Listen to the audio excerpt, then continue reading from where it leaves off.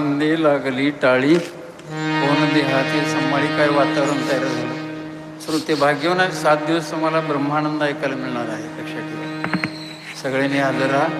महाराज सांगतात, तुका म्हणे त्याचे कळले आम्हा वर्म, जे जे कर्मधर्म नाशिवंत, अनेक न लगे माईक पदार्थ, तेथे माझे अर्थ नको देवा.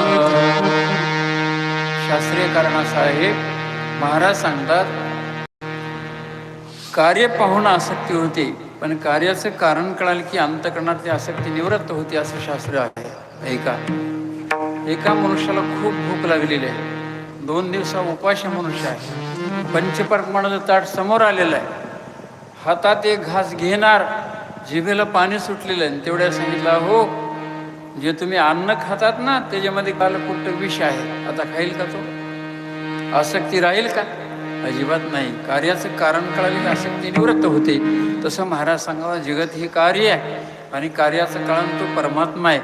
त्यामुळे हे जगताकडे आमची वृत्ती नाही, हे अनात्म पदार्थ आहेत. म्हणून हे भगवान पांडुरंग परमात्मा, तुझं जे समशरण समदृष्टी विटेवरी साजेरी, तेथे माझी हरी राहो. आता विचार असा आहे, तुकाराम महाराजांची अंतःकरणातली वृत्ती निरंतर देवाच्या चरणावर आहे. पांडुरंग ध्यानी, पांडुरंग मनी, जागृती स्वप्नी पांडुरंग. मग कशासाठी प्रार्थना आहे? आपल्यासाठी. 360 दिवस आपण संसारामध्ये आहोत.